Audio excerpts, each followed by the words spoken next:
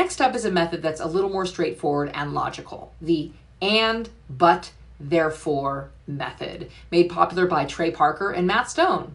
Yes, the creators of South Park. Hello and welcome to Stories and Lessons. My name is Amy Ebert and I'm your host for today's podcast. Welcome back to this series, All Things Storytelling.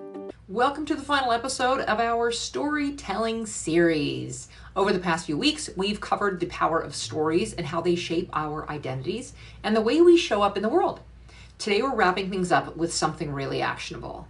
The easiest, most powerful ways to tell captivating stories that grab attention and keep people hooked. There are a lot of storytelling techniques out there, but I want to focus on 3 that are simple, effective, and easy to implement. We'll compare and contrast them so you can find what resonates most with you. Sound good? By the end of this episode, you'll be equipped to craft stories that truly connect with your audience. So let's dive in.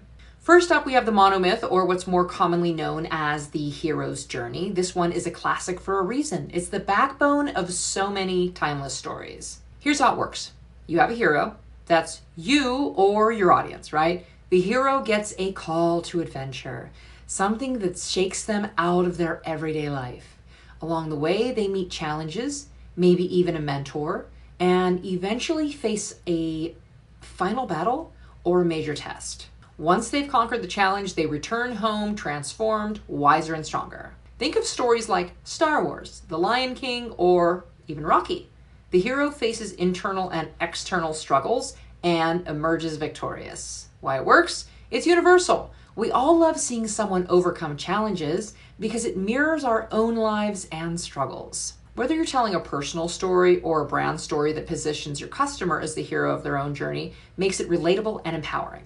Next up is a method that's a little more straightforward and logical, the and, but, therefore method, made popular by Trey Parker and Matt Stone. Yes, the creators of South Park. It's simple. You start with what is, the status quo, a fact, or where the story begins. And then introduce a twist or challenge, something that creates conflict or change. But finally resolve the conflict with an outcome or decision, therefore. For example, I always thought I was great on camera, and I loved speaking in front of people. But when I started doing live streams, I realized I wasn't connecting the way I wanted to. Therefore, I learned a few key techniques to increase my engagement and connect more deeply with my audience. Why it works? This method is clear, concise, and gets straight to the point. It's great for situations where you need to explain things logically and build tension in a short amount of time. Plus, it makes you sound super polished without overcomplicating things. Lastly, we have the contrast method, which is all about comparing a before and after version of a situation or person. The structure is easy. You start by setting up the before picture, what life was like before something changed. Then you contrast it with the after the transformation, the aha moment, or the result. This is a favorite in marketing. Because it clearly shows the value of your service or product. You're not just telling a story, you're showing a tangible result. Any other result-oriented thinkers out there? Someone could say a story like this.